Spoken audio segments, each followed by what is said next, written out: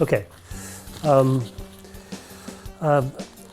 The beginning of these videos, especially if they go on things like YouTube and someone's website, is usually somebody presenting themselves and telling them who you are and who I am and where I come from and what my credentials are. And really, it doesn't matter. I'm just a human being, just like every other human being on the planet. I'm equal in importance and value to every other human being on the planet. I have a background of caring about the planet and its integrity and caring about the human condition. Like the way this house looks, which is in transition to another home, the whole world is in transition right now with a whole new economic reset or economic collapse. And it's hard to say, it's hard to predict how it's going to go. What we know for sure is that as long as we're a competitive paradigm, we're competing with each other, we're country against country, nation against nation, it's not going to be a very good outcome. That's why we're talking about the new paradigm. And I have been spending my whole life, since I was about 4 years old, talking about how it's unacceptable to be at war, for there to be poverty, for there to be even leadership. The way we've been living as human beings is at the least unacceptable. It's horrific to have unnecessary suffering of any kind, yet 5 out of 7 people live that way. It's horrific that we use money, which is the prejudicing of each other's value, which makes everybody struggle to make decisions they would rather not make so they can keep their paycheck or make a lot of money or make very little to survive. Everything about this paradigm is juxtaposed to dignifying life. And we've proven that because now we're at the precipice of our being, the precipice of our relationship with our planet and its life-giving resources. And we're just about to see either we are seeing or we're about to see World War III. If we don't decide as fellow human beings all over the world to walk off of this competitive paradigm onto a cooperative paradigm, meaning that somehow, in some way, we need to be talking to each other, we need to be telling each other what we really want, and hopefully that's a free and kind world. And we're not doing it enough. But the good news is this: we have Ubuntu, we have Venus, we have New Earth Nation, we have the Zeitgeist, we even have the Thrive Movement, and we have the New World Agreement, which is the movement I started back in 1978. And the purpose of all of these movements is to establish this new philosophy of no money, no laws, no government, just government by the people. We look out for each other's well-being so that no one has a chance to take advantage of anyone else. And regardless of your contribution, everyone receives abundance.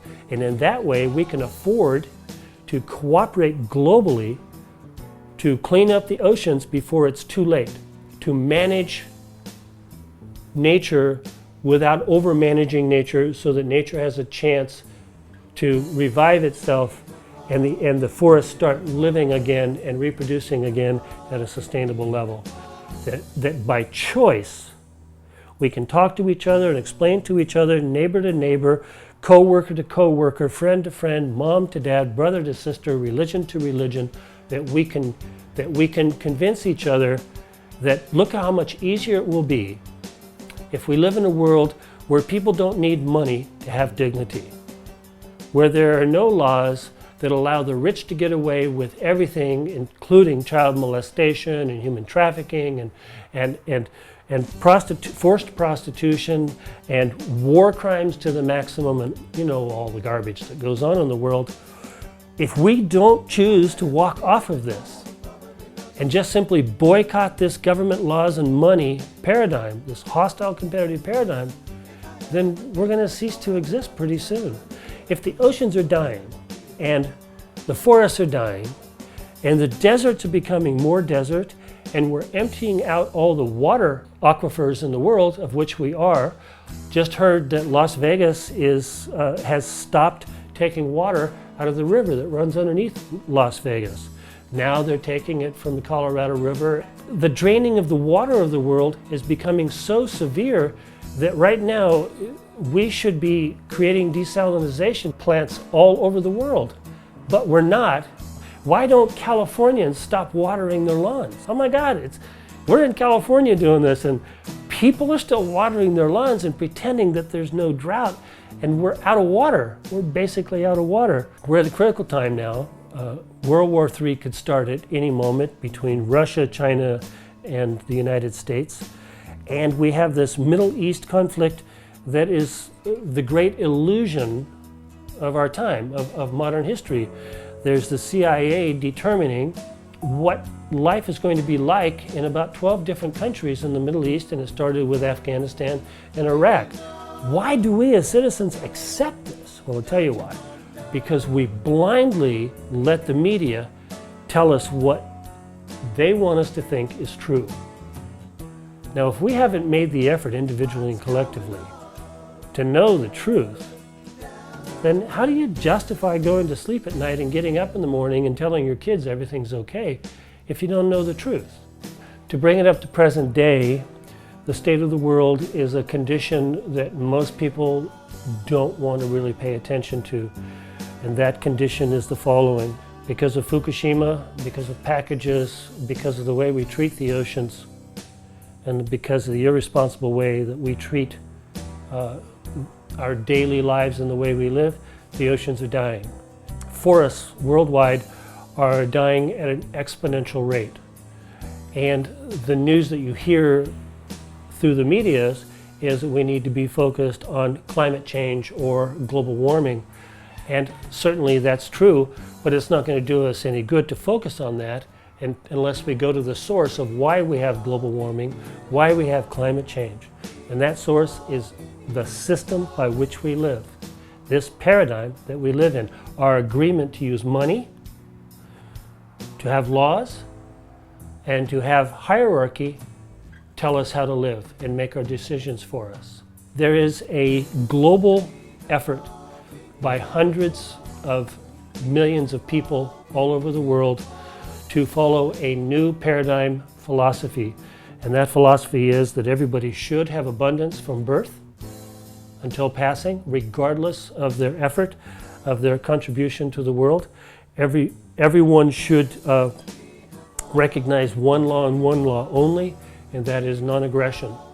And that should be well understood by everyone in the world, and everyone in the world needs to be aware that everyone in their social environment is safe and well. And the moment they're not, then everyone comes together not to police, but to help the people involved in this aggression or hypnosis or taking advantage to come to their senses and realize that they don't really want to do that. And that should be the worst that we ever have to go through in conflict with each other as human beings. And on the management level, we need a world where the experts in each field of life are working together without leadership and without organizing in their field.